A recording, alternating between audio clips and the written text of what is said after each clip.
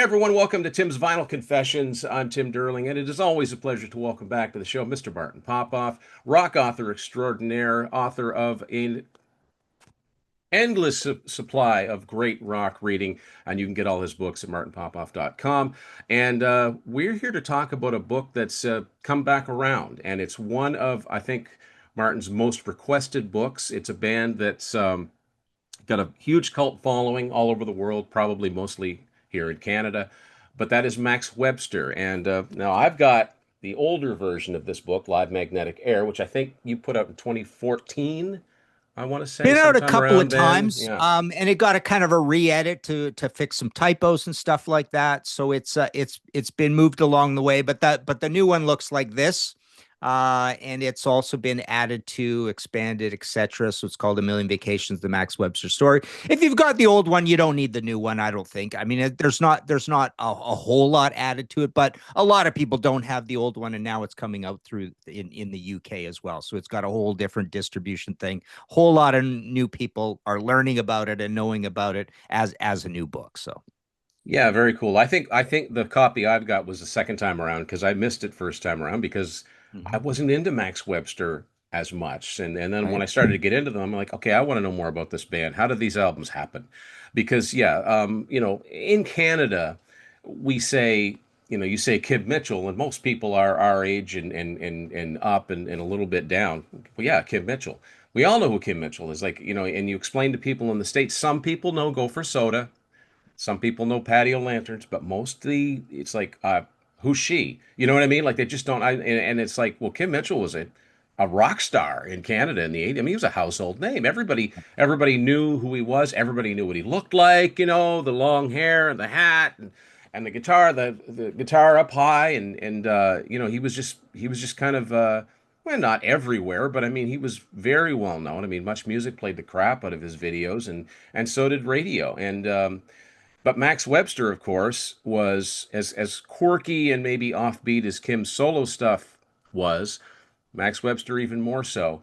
But I think little by little, they're hearing the name by watching shows like this and watching the Contrarians and Grant's Rockwaros and all these great shows that we talk about Max Webster, and we'll maybe just throw the name out. It's not a little bit like Max Webster, and somebody goes, "Wait, what?"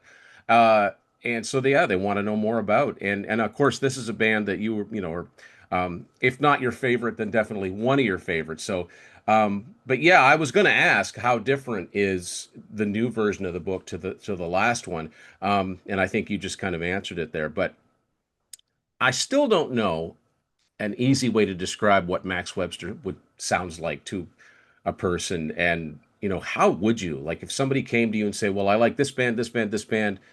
Where does Max Webster fit in there?" Obviously, an easy connection is if you're a Rush fan, you probably have heard of them. But yeah, how would you describe Max Webster? Yeah, yeah. Before we get there, it's funny. I just wanted to comment on a thing you mentioned. I swear we've all moved the needle a little bit on teaching the world about Max Webster because of all the network of all the people we know and the shows we go on, and we talk about them a lot. The other cool thing that happened in the meantime between the old book and the new book is Bob Wagner, great guy, super talented guy himself as well, a massive Max Webster scholar and fan. He put out a big, massive full color throughout, beautifully laid out high end deluxe book on Max Webster. And when he did that, I thought, oh, I'll never kind of put this book out again, sort of thing. But what happened was Weimer in the UK, my publisher in the UK, we've got a program going where we're putting 5 books of mine back in print. And at the same time, we put into print the Merciful Fate book, the Max Webster. We've got the Accept book going back into print. The Scorpions is being expanded. One other one, White Snake. So we decided to do it. And the way I looked at it, I thought, oh, Bob's book is so amazing, and people should absolutely get that book. The difference is, I still feel like this one is useful because I have so much of my own interview footage with everybody. So this is the book to get, a lot of if you're a big fan, you definitely need both books. but this is where, you know, we go through as usual in my old style every single album. And like I say, lots of interview footage with everybody. Pie's a buddy of mine, and he's in it throughout as well, sort of thing. But yeah, it's funny. To describe them, I've often said Cheap Trick mixed with Blue Oyster Cult is one way I describe them. Right? Yeah. People talk about you know, you know, you could almost say Frank Zappa mixed with pomp rock, you know, or pomp rock with a slight Frank Zappa bent to it, or a slight Captain Beefheart bent to it. It's a very strange band that way. It's a little like Saga in terms of being prog light. It's a prog light band. It's a pomp rock band, like I say, like a Cheap Trick or a Blue Oyster Cult. They do about 5 different things on every album, sort of thing. So you get a lot of variety out of the band as well. Um, the nice thing about it, of course, also, and that reminds me, I got to get around to this. I'm working on I've got to do a top 20 for Goldmine about bands with top bands with short catalogs. So this is a band with a short catalog Yeah. where everything they did, fortunately enough, is really really good, and it's all in the same sort of range. They don't really have an outlier album in any respect. I mean, the first album is a slightly raw version of the actuality of what they would become. On the second album, right away. Third album, same thing. Fourth album, same thing, a little bit lighter, a little more Terry Watkinson. Fifth album, a little more Kim Mitchell, a little more guitar. Yeah, so I never really thought about it that way, but yeah, it's almost like you've got sort of a quota of volume and loudness across the first 3 albums, and then you go a little lighter, and then you go a little heavier to end it, sort of thing. So that's all there was. Yeah. But yeah, it's a hard band to describe. It's funny, they're so associated with Rush, and they're considered the baby Rush in so many ways. And I even did a talk at a RushCon all about the, Oh yeah. the Yeah. comparisons between the Yeah. two. But they don't sound anything like And Rush. they That's they that's really the funny they thing. really don't. They Yeah. really don't. It's the you know, here in Canada, it's that cognitive, not dissonance, but Yeah. you see the Anthem logo and you just think Rush. Yeah. And so I think that's got a lot to do with it. And they're so very Canadian. You know what I mean? Yeah. And I don't mean that in a bad way, but there's something I guess you could also say they're so very Sarnia, right? They're very, there's something about that area that I don't know if they could have come out of a different place. But yet some of their stuff is very accessible. I mean, if you listen to, Canadian radio that plays like 60s, 70s, 80s stuff, you're going to hear Let Go the Line. You're going to hear Paradise Skies. You're going to hear Diamonds, Diamonds, maybe. And they're not jarring. But yet, if you listen to the albums, there's at least one song where you go, whoa, what was that? Like, could it coming off the moon or Toronto Tanos or, and then it's funny you mentioned about the catalog. One major thing about Universal Juveniles is the Atari's not there, so Kim sings all the songs, right? So that's another thing about getting into Max Webster. Kim does not sing all the songs, if people are wondering. But I mean, in a way, Kim always had. I mean, he had Peter Fredette, so he didn't sing everything on his own albums. Yeah. It was kind of set up that way. But yeah, for the most part, it's pretty accessible stuff. But yeah, there are those moments where they kind of go nuts. But it's they don't Cheap Trick, Blue Oyster Cult is a good example because also there's a humor there. Sometimes it's a lighthearted humor, sometimes it's very dark, and that's probably Pie Dubois lyrically, right? Yeah.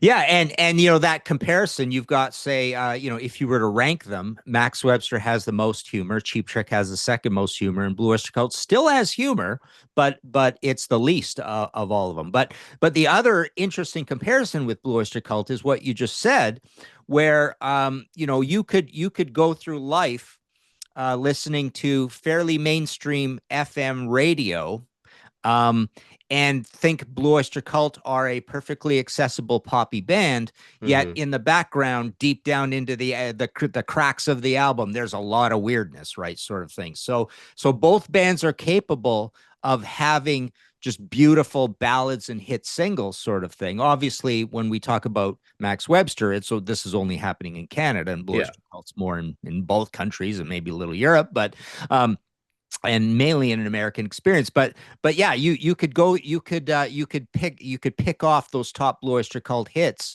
and say, yeah, they're perfectly great FM radio hits. And you could say the same thing with Max Webster, and then it gets really weird as you go down, sort of thing with both of them. Well, it Cheap Trick doesn't have the weird, right? Kind of thing. except Cheap maybe the Trick first has album, kind of right? the product mix of the of a few heavy songs mixed with lighter songs and stuff, and they don't get particularly proggy or particularly oddball as far as Max Webster and Not as much, but I mean, like if you were, if somebody just knew Cheap Trick from, well, I'm going to say the songs that you hear most often would be mhm, probably Dream Police, I Want You to Want Me, The Flame, and maybe Surrender.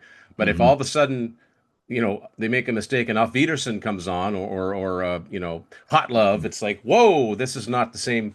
Is this Yeah, the same band? And it's like, it's almost like, you hear like Don't Fear the Reaper and Burning for You.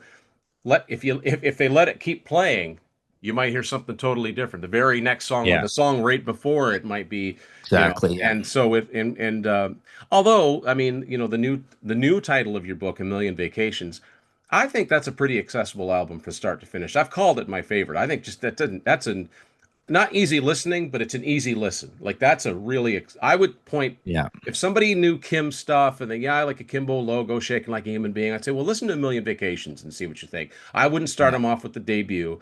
I wouldn't start them off with Mutiny Up My Sleeve or High Class. And the other thing you got to tell people is like, don't let the album covers throw you.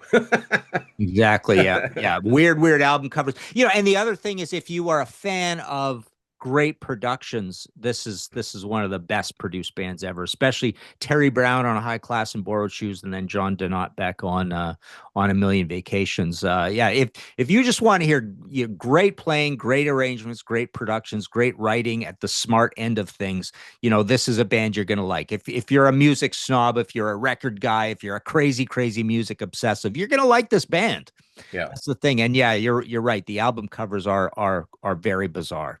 Kind of like start to finish, actually, come to think of it, except for maybe A Million Vacations in there, which is kind of cool. Mutiny Up My Sleeve is kind of not one way or the other, but yeah, I Yeah. mean the first Yeah. album there's two covers, US and Canada, and they both got Yeah. that blockhead character on it. And then Universal Yeah. Juveniles, it's confusing because well, is this a band or is this one guy? He's got the yellow jumpsuit and he's got flames coming out of his thumb um and, yeah. And the other thing about Universal Juveniles, which I quite like, but there's not nearly as much humor on that album. I don't think. Right. Yeah. There's a little bit, but there's not much. There's certainly not none of the sort of the oddball, off the wall stuff like the party or Yeah.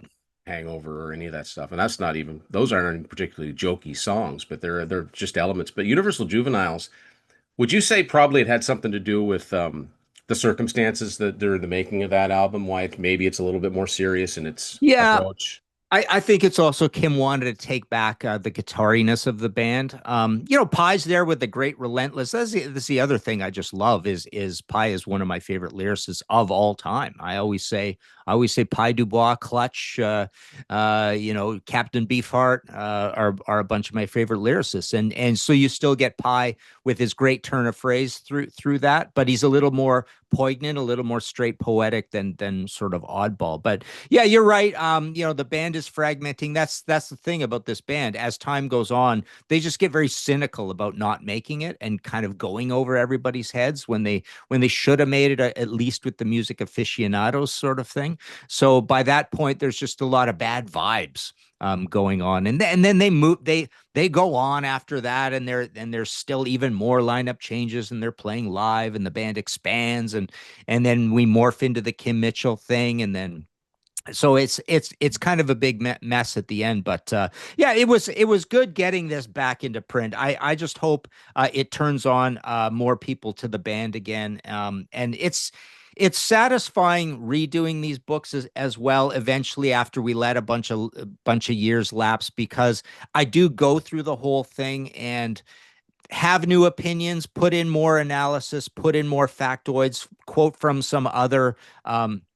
some other stuff, tighten up on some of the recording dates when tours happen, who they're touring with and stuff. So there's probably probably a couple hundred little things added, which always feels good. And I feel like finally it's almost like every time I do this with like the Rainbow Book went through the same thing where I feel like once I've done it a second time, I can really stand by it and say I've done a good job. This is definitive. The files are probably not going to change again if the band doesn't change. And that's one of the sad stories about this Max Webster band is that yeah, there are just the what is it? One, two, I always forget. Five It's albums. five studio, so it's Five frozen in time. plus the live Yeah. plus the greatest hits. Well, Um, and yeah. So that's it. And then Kim Mitchell goes solo, and then Kim does the greatest EP of all time. yeah, Those five songs are practically all better than any Max Webster song ever. It's just quite insane how good that thing is. I'm exaggerating a little bit, but it's honestly, really Tim, good. It's really strong. honestly, Tim, if I was to rank my top 15 Kim Mitchell and Max Webster songs mushed together, I'd probably have four of those songs in the top eight Yeah. out Yeah, of that it's whole thing. really Yeah. it's a really good, and that thing's not always in print, which there's a couple of things that Yeah. you made me think of. One thing I find really interesting is that period post Universal Juveniles. Like just 10 days ago, there's a YouTube channel called Max Webster Archive, and they posted an entire it's audio with like a picture slideshow, an entire concert from Victoria Park Secondary School in North York, Ontario, from February 12th, 1981, and it is that expanded lineup. So you've got I think Terry came back, so Terry came right back after one album. You've got is it Mike Gingrich on bass, Yeah, probably. and Yeah. Yeah. then what's the guitar player's name? He was in Wireless. yes, Paul. No, Oh, what is his name again? Yeah. was his last name Glad or Gad or something, Yeah. And or this is Chad? the yes, Chad. This is and now it's like six people, isn't it? Or something in Well, so for a you've got short time there. it might be just yeah, it's interesting, and there are publicity photos that Anthem SRO did Right. with Yeah. this new lineup, so it kind of makes you wonder like what might have would one more album, even if they had those songs that were on Kim's EP, if it had come out under the Max Webster banner, because they had in Canada to a certain extent carved out a little bit of a niche where at least people Yeah. knew the name. But obviously that's not how it turned out. But it just makes me wonder. It almost seems like they were, depending on who you talk to in the book, it seems like, oh yeah, we were close to going into the studio. Or I don't really know if Kim had any songs or if he was already thinking about doing a solo career. You get conflicting reports. And then there's the whole Billy Sheehan thing, which I still is kind of like, well, when was he Yeah. actually, how did that even happen, right? And Yeah. I know that I know Kim, like, in the States, he was really a cult following, but I've always heard that in Buffalo, which is where Billy's from, he, even in his solo career, could go down there and draw some pretty big crowds, like Canadian sized Yeah. crowds. Uh, but it's just really really interesting. The other thing, about the only thing I can think of that changed between the last edition of your book and this one, is that the box set, the Party, came out, and that Right. had a few extra songs to talk about. Right, it had Yeah. that EP that had it had that early version of Deep Dive, which is way better than Kim's version that he did, and a couple other things like that. So you must have touched on that in the new book. Well, yeah, and the other amazing thing is that Bob Wagner, who's done that massive, beautiful Max Webster book, he has been archiving and finding all those old shows and stuff, and a lot of them have been going up on YouTube. So I just marvel at what's out there, like all the unreleased songs, where somebody should go and make a beautiful, beautiful archival box set of all the Max Webster rare stuff, right? And then someone like Bob could curate it beautifully where, you could find, I always say this about a lot of these bands, but well, I say this about bands like Led Zeppelin, for example, where I would love to see a perfect box set where someone curates the best versions of certain songs, tells us, makes the point like why Led Zeppelin was a great live band, because we always hear up and down, they're great, they're sloppy, they're whatever, right? And it's like, okay, here's why, and give us the best Immigrant Song, and give us the Yeah. best Good, great whatever. example because for years it'd be pretty much unless you collected bootlegs, all you saw was like Much Music used to run The Song Remains the Same, and it's like that Mhm. is not them at their best, Yeah, yeah, But then you see something like Earl's Court or Nebworth, and you're like, okay, that's more yeah. like it.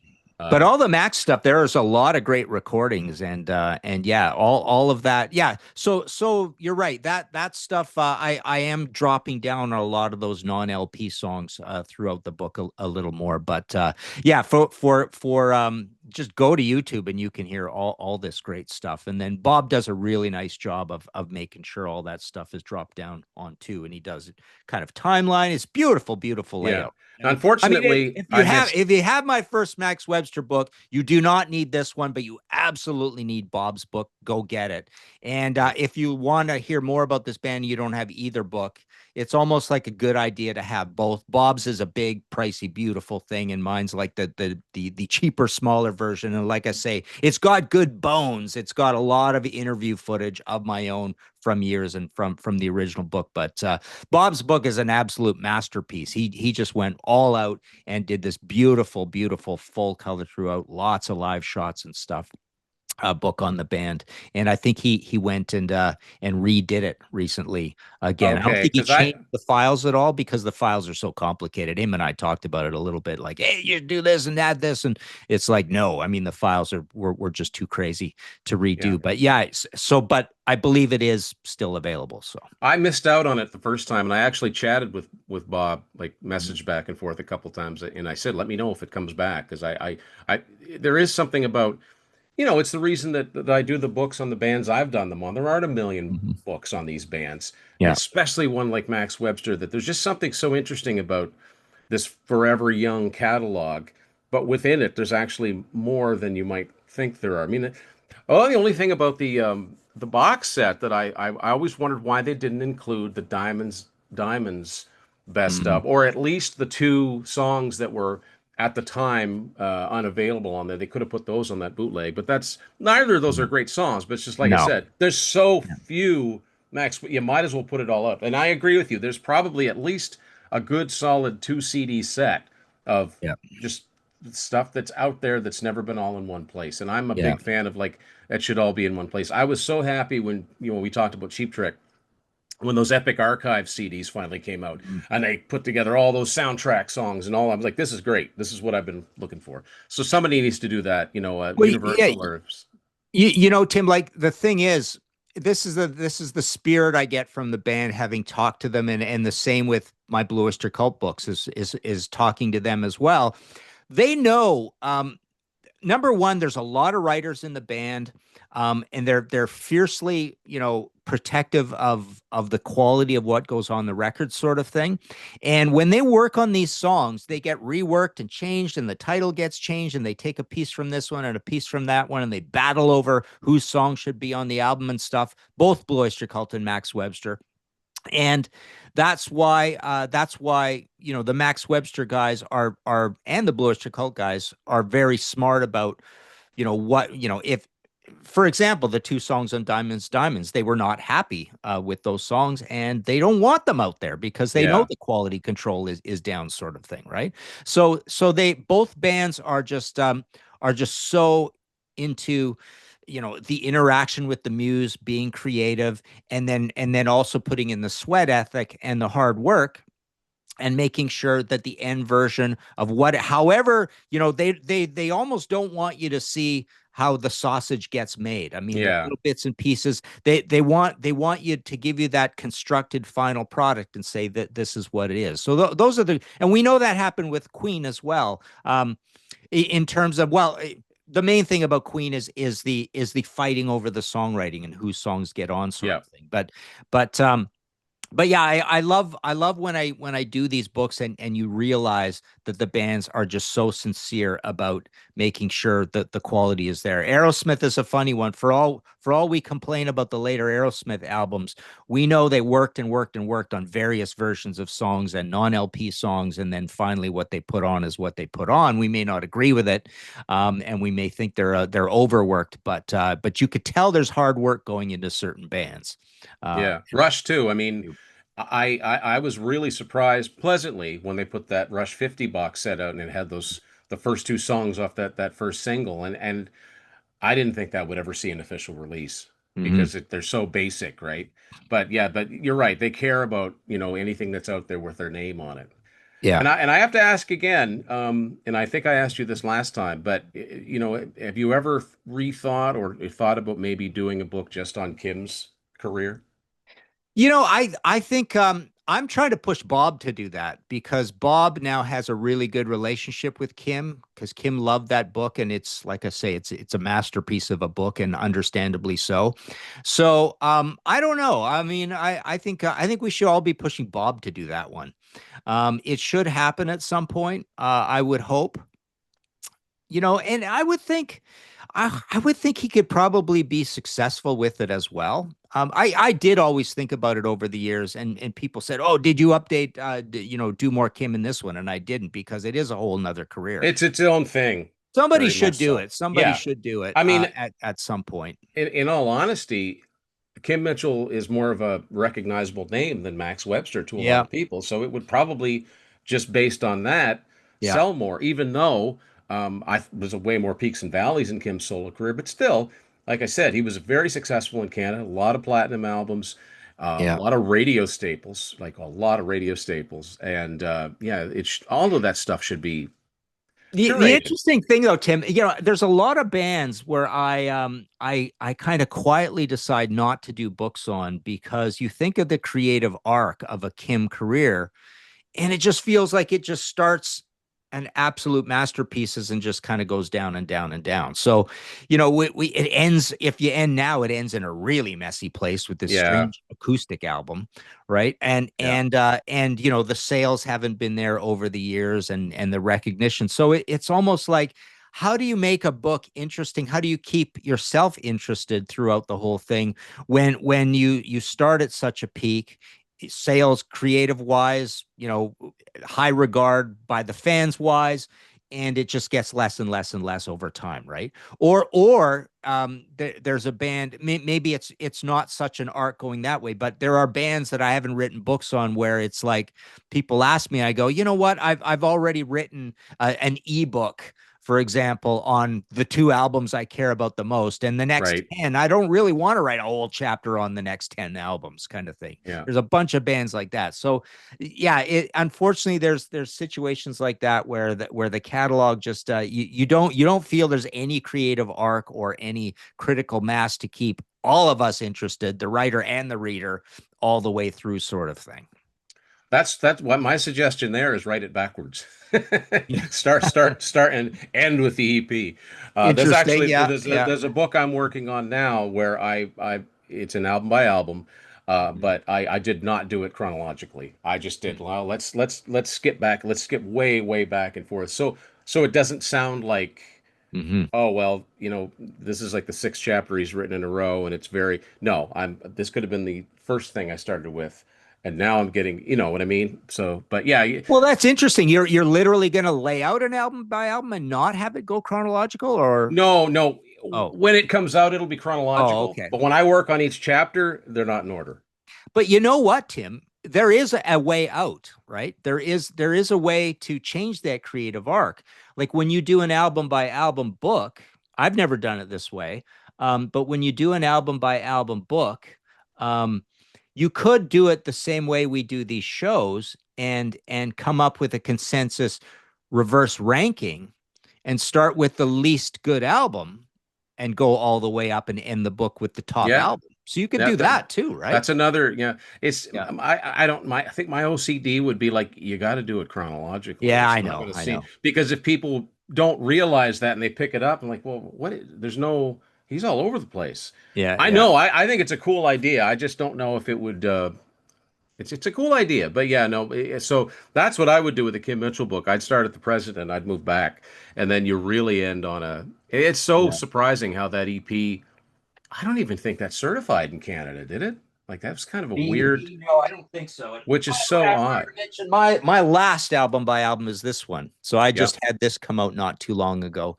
And it's pretty cool because when I do these for Quarto, They want to get some name recognition in there as well. So we've got, I'll read it right from the back: Slash, Charlie Benanti, Marty Friedman, Todd Latour, Bobby Ellsworth, Andy Blackshirt, Chris Caffrey, Rich Davenport, John Gaffney, Danko Jones, Jimmy K, Sean Kelly, Pete Pardo, Matt Thompson, Devin Townsend. So they're all in this one. So yeah, this was a lot of fun. But yeah, it's left just chronologically as well, sort of thing. And people appreciate one thing I notice when doing these is I get a lot of comments back where people appreciate that you have taken every single album, including like the also rans, the ones that are much less critically acclaimed. You've taken them all just as seriously, and they get as much, word count as the Yep. rest of them, sort Oh of. yeah, absolutely. Like I think So that's very it's like important. writing a book on how we write books on bands no one's done books on. It's like people appreciate when there's a long considered chapter on Jugulator or whatever, right? Yeah. It's like, well, no one's ever talked about it this seriously. It's cool that you have now, kind of thing. Yeah. Well, it's like doing the Rainbow book that I was happy to be part of. Where else are you going to read such a dedicated chapter on Stranger in Us All? Exactly. Yeah. So and yeah, and that's with my Night Ranger and Y&T and Kansas is I don't care if they're on a major label. They're an album. I'm going to talk about it and I'm going to give it just as much credence as a Yeah. platinum selling album on a major label. Doesn't matter to me. They're all albums by this band. So yeah, I think it's very important to include the latter day stuff. I mean, I'm saying my thing is that if it wasn't good, I probably wouldn't have done the book. Yeah. If I wasn't excited by it, I probably wouldn't have done the book. And if the band stopped doing new music, I probably wouldn't do a book because, Yeah. the band might be out there still touring. Say, yeah, but you haven't put an album out, in 25 years. So yeah, but Max Webster is such an interesting case because yeah, there'll never be another Max Webster studio album, right? Hmm. I did see a concert that they did in, I want to say 96 where they played a song I think called "The Engine Room" that was never been released anywhere else. But it was what you'd call a compromise lineup because you had Peter Fredette on bass, but you had Gary McCracken and I think Terry on keyboards. I think it was Hmm. just the four of them. I mean, it sounded good, but um, it's just interesting that there's still so much. Kim must notice this because I've seen him a couple times in concert, and he still sings great live, and his guitar playing has always been underrated as far as I'm concerned. Yeah. But when he does the Max songs, there's just a little bit. It might be just a few people in the audience, but you see them light right up.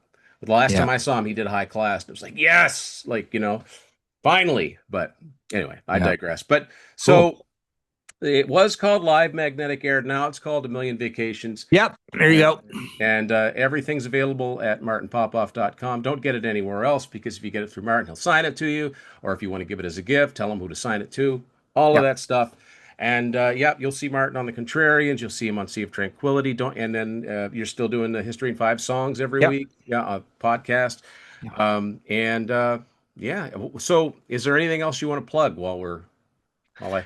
Well, there is the new Guns N' Roses book, Guns N' Roses at 40, and what I'm doing in the summer because summer's slow. If anybody orders that from me, I'll throw in a free mystery book of my choice, and I will sign that. So you'll get 2 books for the price of the Guns N' Roses, and there's the PayPal buttons there for all that. That's only America and Canada for that one. Like I say, the Priest is recent, and then the big Iron Maiden book is recent, right behind me. This is still available. I can even do the Beast edition and the lesser one, but that's the biggest book I've ever done. Weighs 2.6 kg. Wow. It's 666 Yeah. pages, full color throughout on gloss. And my oh yeah, I'll show you this one. This is kind of cool. No one's really seen this yet because it's not out for a little while. But my new Dio book, The Unholy Oh, Scriptures, big, huge book. wow. Also full color throughout. And this is coming out through Schiffer as well. So this is like the Maiden essentially.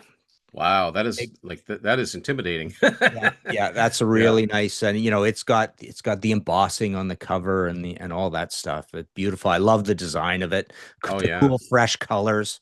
I think it's just looks really cool as well. So this is at my site with pricing. You can go ahead and order it, but I just be patient. It'll be coming to you in about a month, kind of thing. So that's coming up, and then also through Schiffer, I've got my biggest book ever coming out, even bigger than the Maiden. It's 700 pages and full color throughout again. 7 decades of Deep Purple. Cool. Very cool.